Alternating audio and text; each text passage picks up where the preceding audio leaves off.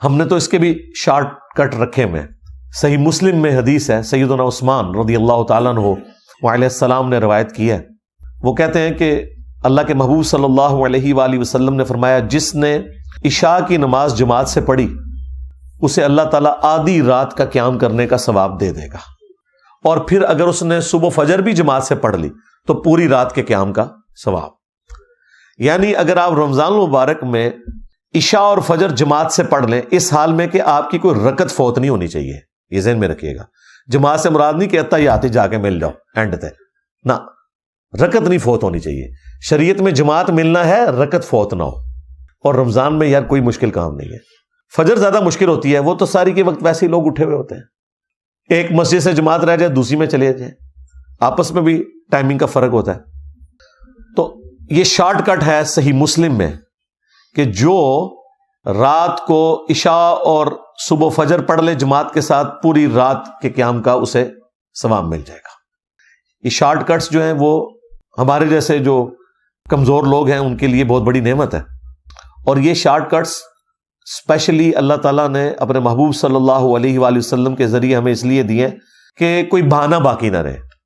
اسی طرح کا ایک شارٹ کٹ صحیح مسلم میں رپورٹ ہوا ہے، نبی علیہ السلام فجر کی نماز سے پہلے گھر سے نکلے اور پھر نماز پڑھ کے اشراق تک بیٹھ کے نوافل پڑھ کے کافی دیر بعد جب گھر آئے تو آپ نے دیکھا کہ آپ کی بیوی سیدہ جویریہ سلام اللہ علیہا وہ مصلی پہ ہی بیٹھی ہوئی ہیں۔ نبی علیہ السلام نے فرمایا تم صبح سے بیٹھی ہوئی ہو، یعنی کم از کم 3 گھنٹے تو ہو گئے تھے ان کو بیٹھے ہوئے، اور میں نے گھر آنے کے بعد 4 کلمات صرف 3 دفعہ پڑھے اور مجھے تم سے زیادہ ثواب مل گیا۔ سبحان اللہ وبحمدہ عدد خلقی ورضا نفسی وزینت عرشی ومداد کلماتی۔ یہ 4 کلمات سبحان اللہ وبحمدہ تو کامن ہے نا، عدد خلقی ورضا نفسی وزینت عرشی ومداد کلماتی، ان کو آپ نے 3 دفعہ پڑھنا ہے۔ وہ ہم نے صبح شام کے اذکار میں بھی یہ ذکر ڈالا ہوا ہے، تو مجھے اس سے زیادہ ثواب مل گیا جو تمہیں ملا ہے۔ اب اس کی قدر جو مجھے ہے نا وہ شاید آپ میں سے بہت کم لوگوں کو ہو۔ میرے لیے تو سیکیورٹی ایشوز کی وجہ سے مسجد میں اشراق تک بیٹھنا آلموسٹ امپاسبل ہو چکا ہے، حالانکہ یہ سنت بھی ہے۔ صحیح مسلم میں آتا ہے کہ نبی علیہ السلام تو فجر سے لے کر سورج بلند ہونے تک مسجد میں بیٹھے رہتے، اور اس دوران صحابہ کرام کہتے ہیں کہ ہم آپس میں ایک دوسرے کو اپنے زمانے جاہلیت کے واقعات سنایا کرتے تھے، اور اس میں الفاظ ہیں کہ مجلس کرتے تھے نبی علیہ السلام۔ یہ مجلس کا ورڈ اس میں موجود ہے، اسی کی وجہ سے ہم نے مجالس کا نام رکھا۔ اور پھر ہم زمانے جاہلیت کے جب واقعات سناتے ہیں اور اس میں ہم اپنی ان حرکتوں کا ذکر کرتے تو خود اپنے اوپر ہنسا کرتے تھے کہ یار ہم کس قسم کے تھے، کبھی کہیں نذرانہ چڑھا رہے ہیں بتوں کے اوپر جا کے، اپنے ہاتھوں کے تراشے ہوئے بت، یعنی وہی ریپلیکا یہاں پہ بھی آپ کو نظر آتا ہے۔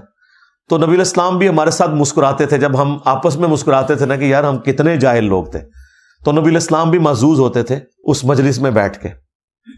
تو یہ فجر سے لے کر اشراق تک مسجد میں بیٹھنا یہ بہت بڑی نعمت ہے، لیکن اس کے ایکویلنٹ ایک شارٹ کٹ میں نے آپ کو بتا دیا کہ نبی علیہ السلام نے فرمایا کہ یہ 4 کلمات پڑھ لو 3 دفعہ، سبحان اللہ وبحمدہ عدد خلقہ ورضا نفسہ وزینت عرشہ ومداد کلماتہ، تو تمہیں اس سے بڑھ کر ثواب مل جائے گا۔ ایک اور شارٹ کٹ صحیح مسلم میں، اور یہ حدیث صرف مسلم میں نہیں ہے، یہ ترمذی میں، ابو داؤد میں، سنن نسائی میں، ابن ماجہ میں، یعنی جو اہل سنت کی مین سٹریم کی 6 کتابیں ہیں، بخاری کو چھوڑ کے باقی 5 کتابوں میں یہ حدیث موجود ہے، اور مشکات میں تو ظاہر ہے موجود ہے کہ جو شخص رمضان المبارک کے روزے رکھے اس کے بعد شوال کے مہینے میں 6 روزے رکھ لے، اسے پوری زندگی کے روزے رکھنے کا ثواب ملے گا اگر اس کی یہ روٹین رہی، پورے سال کے روزے کا 6 روزے صرف، اور وہ آپ نے پورے مہینے میں کسی بھی وقت رکھنا ہے۔ یہ جو پبلک میں مشہور ہے نہیں جی ایک فوراً بعد رکھ لینا چاہیے، باقی بے شک بعد میں جس طریقے سے مرضی، جب مرضی رکھیں، اس مہینے کے اندر آپ نے 6 روزے پورے کرنے ہیں۔ بہتر تو ویسے یہ ہے کہ آپ ساتھ ہی رکھ لیں عید کے فوراً بعد، کیونکہ روٹین بنی ہوتی ہے اور وہ رکھنے آسان ہو جاتے ہیں، بعد میں جب تھوڑا سا وقت گزر جائے نا 1-1.5 ہفتہ پھر مشکل ہو جاتے ہیں۔ تو یہ شوال کے 6 روزے ایک شارٹ کٹ ہے پورے سال کے روزوں کا ثواب۔ اس طرح کے شارٹ کٹس جو ہیں ان سے نفع اٹھانا چاہیے، اور یہ شارٹ کٹس احادیث میں اس لیے رپورٹ ہوئے کہ ہر شخص کو اللہ تعالیٰ نے ایک جیسے حالات و واقعات نہیں دینے، سرکمسٹانسز ڈفرنٹ ہو سکتے ہیں کسی بندے کے، تو وہ شخص بھی محروم نہ رہ جائے اعمال تو موجود ہیں. دیکھیں لوگ کہتے ہیں کہ زیادہ علم حاصل کریں گے تو مشکل میں پڑ جائیں گے، زیادہ علم حاصل کریں تو آپ کو دین میں آسانیاں پتہ چل جائیں گی، مشکل میں کہاں سے پڑیں گے؟ تو یہ کتنی بڑی آسانی ہے کہ آپ اتنا بڑی فضیلت والا کام مختصر سے عمل سے کر لیں اور آپ کو بھی اتنا ہی ثواب مل جائے. اسی طریقے سے صحیح مسلم میں حدیث ہے، تم میں سے کسی کے اندر یہ استطاعت ہے کہ وہ تہائی قرآن پڑھ لے رات میں. صحابہ نے کہا کہ اس کی کون قدرت رکھے گا؟ آپ صلی اللہ علیہ وآلہ وسلم نے فرمایا کہ سورہ اخلاص پڑھ لو، تہائی قرآن کے برابر ہے، یعنی اس کا ثواب. قل هو اللہ احد اللہ الصمد لم یلد ولم یولد ولم یکن لہ کفوا احد. ایک تہائی قرآن کے برابر ایک دفعہ یہ سورت پڑھنے کا ثواب ہے. اور دیکھیں صحابہ کہہ رہے ہیں کہ یہ کس میں قدرت ہو سکتی ہے کہ رات میں تہائی قرآن پڑھے؟ یہ آپ کو کہتے ہیں ہمارے بزرگ 8 قرآن روزانہ پڑھتے تھے. صحابہ کرام تو ایک قرآن سے بھی عاجز ہیں. تو یہ یعنی بابوں کا دین ہے اور یہ کتابوں کا دین ہے.